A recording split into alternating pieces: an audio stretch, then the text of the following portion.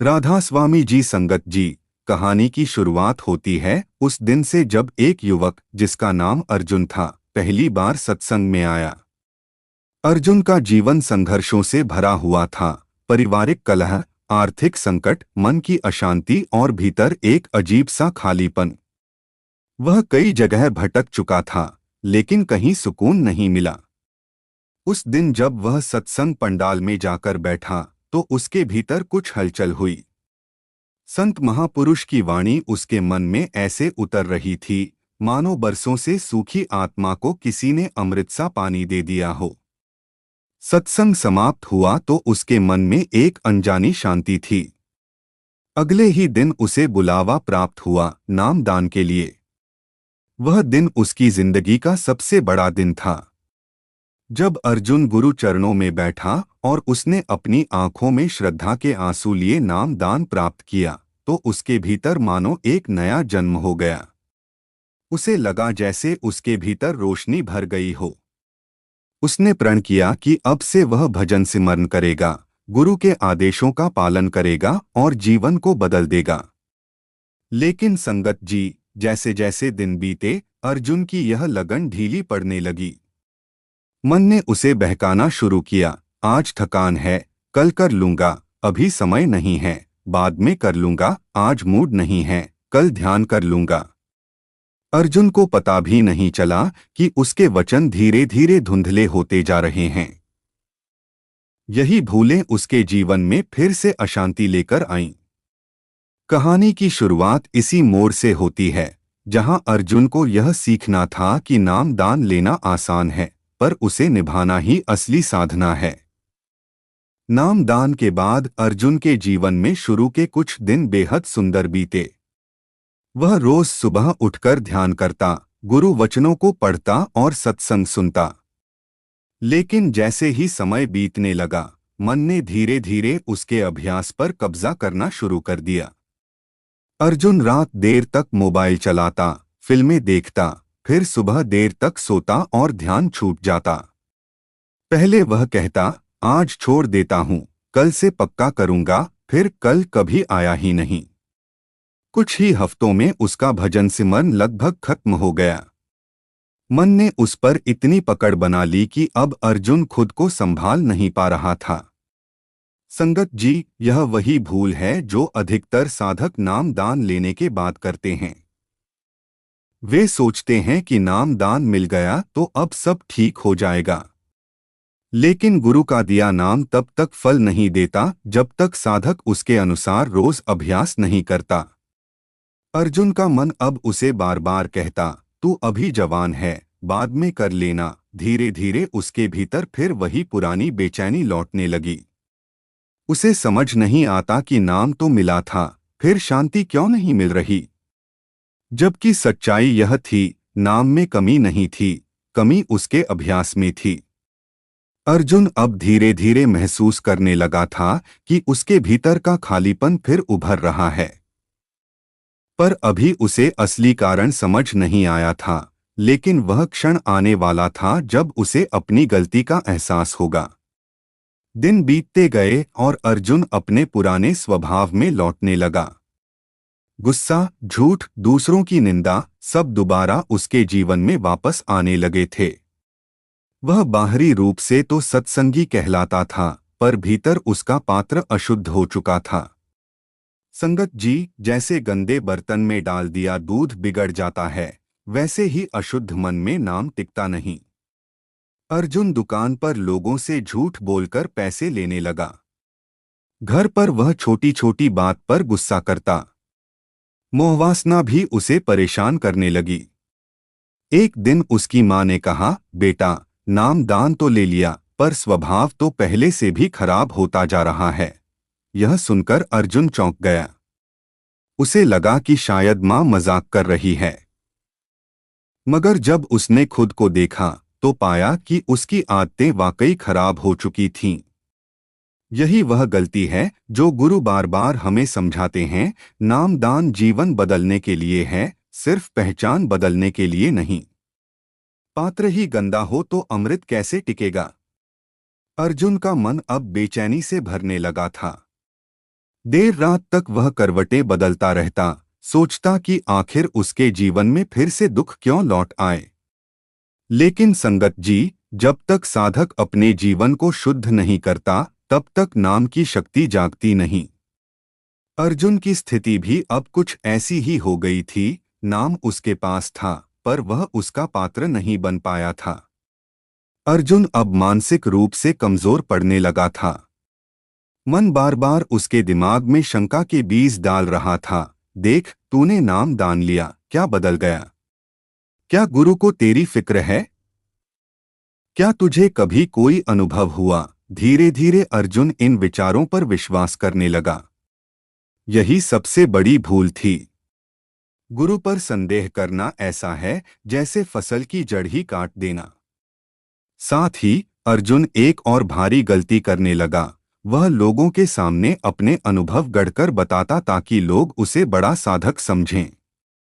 संगत जी, अनुभव चाहे सच्चे हों या झूठे, उन्हें बताने से साधक की साधना कमजोर पड़ती है।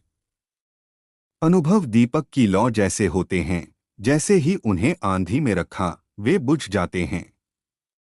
एक दिन सत्संग में बाबा जी के वचन सुने, जो साधक गुरु पर संदेह करता है, उसकी साधना खत्म हो जाती है। यह वचन अर्जुन के दिल में तीर की तरह लगा। उसे लगा कि जैसे गुरु ने सीधे उसी से बात की हो। उसके भीतर पछतावे की अग्नि जल उठी कि उसने अनुभवों का दिखावा भी किया और गुरु पर संदेह भी। अब अर्जुन को लगने लगा था कि उसकी राह कहीं गलत दिशा में जा रही है। लेकिन कहानी अभी बाकी थी। गुरु की कृपा हमेशा सही समय पर आती है।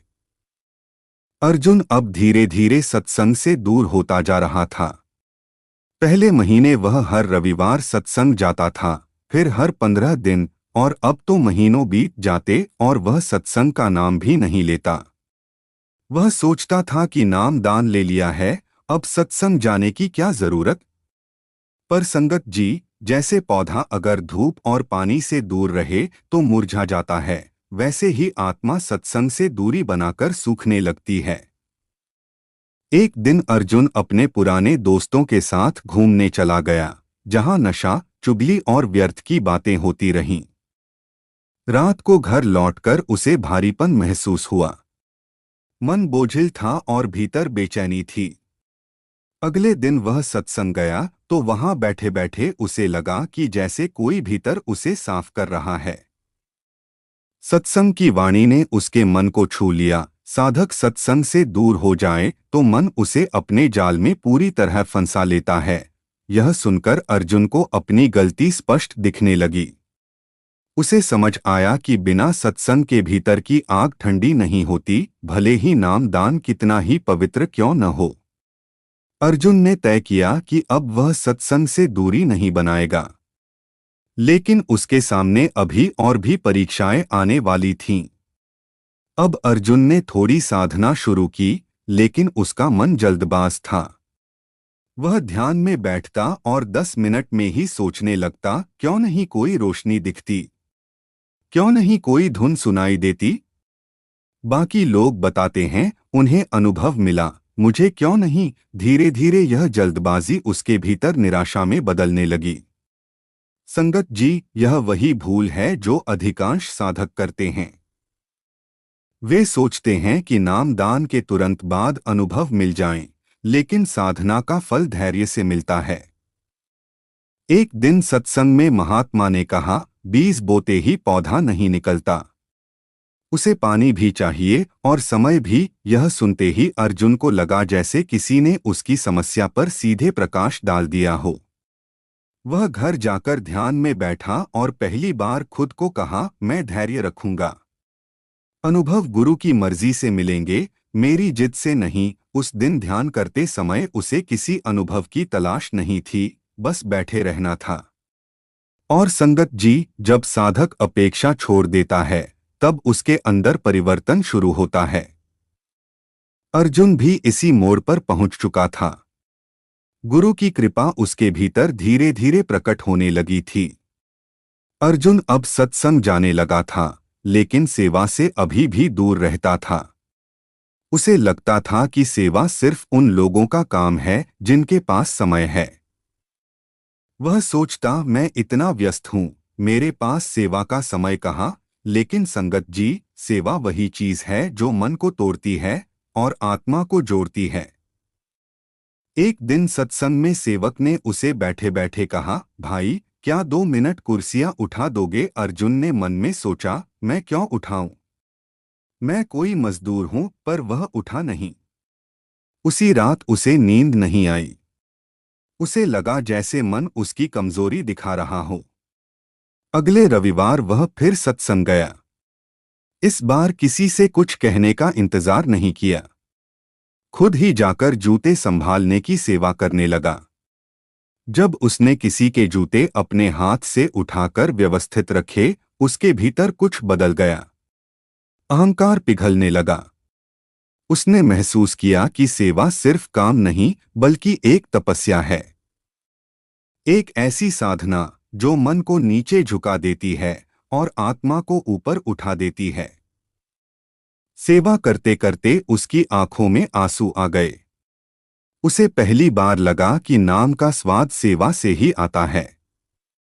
अर्जुन की आत्मा अब जागने लगी थी। अर्जुन अब बदलने लगा था, लेकिन पुराने दोस्त अभी भी उसे बुलाते रहते थे, नशे के लिए, चुगली के लिए, बेकार की महफिलों के लिए। पहले वह मना करता, फिर सोचता, चलो एक बार ही सही। लेकिन संगत जी, बस एक बार ही मन को पकड़ने के लिए काफी होता है। धीरे धीरे अर्जुन फिर पुराने माहौल में फिसलने लगा।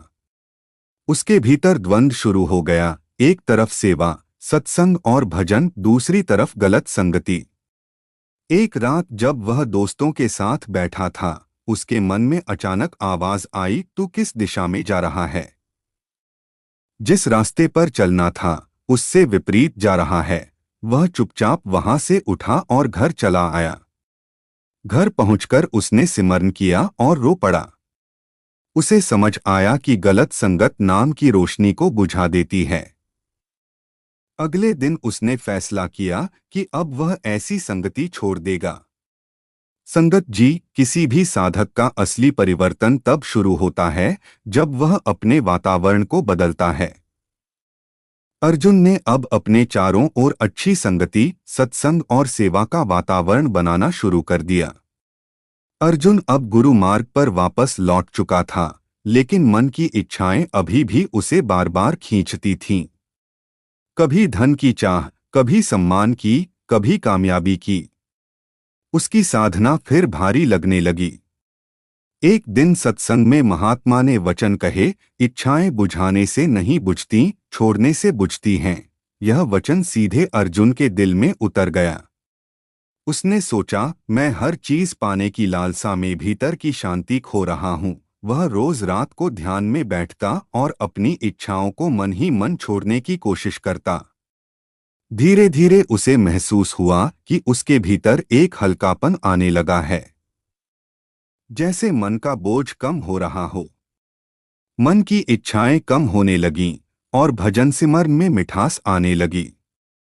अर्जुन अब समझ चुका था, नाम भीतर तभी काम करता है जब मन शांत हो जाता है, और मन शांत तभी होता है जब इच्छाएं कम हो जाती हैं।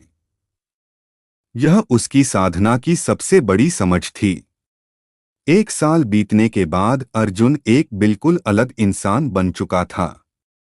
नियमित भजन सिमरन, सत्संग, सेवा, शुद्ध जीवन और गुरु पर पूर्ण विश्वास उसकी दिनचर्या का हिस्सा बन चुके थे। उसे अनुभव मिलने लगे थे, लेकिन उसने उन्हें किसी से साझा नहीं किया। वह जान चुका था कि अनुभव गुरु की अमानत हैं। एक दिन उसने अपनी डायरी में लिखा, नाम दान कोई रस्म नहीं, नया जन्म है। उसने पीछे मुड़कर देखा कि कैसे उसने गलतियां की, सिमरन में ढिलाई, शंका, दिखावा, गलत संगति, इच्छाओं का जाल, सबने उसे गिराया, लेकिन गुरु ने हर बार उसे उठाया। उसकी आंखों से आंसू निकल पड़े, कृतज्ञता के आंसू। उसे महसूस हुआ कि गुरु ने उसे कितनी बार बचाया, कितनी बार संभाला, कितनी बार मार्ग दिखाया। संगत जी, अर्जुन की कहानी सिर्फ उसकी नहीं, हम सब की कहानी है। नाम दान लेने के बाद हर साधक इन भूलों में फंसता है। लेकिन जिसने समय रहते समझ लिया, वही आगे बढ़ता है, वही भीतर की रोशनी को पा लेता है। अर्जुन अब एक ही बात सभी को कहता था, नाम दान लेकर मत सोचिए कि काम खत्म। असली काम तो उसके बाद शुरू होता है। यही इस कहानी का संदेश है। नाम दान को सिर्फ लेना नहीं, अपनाना है, जीना है, निभाना है।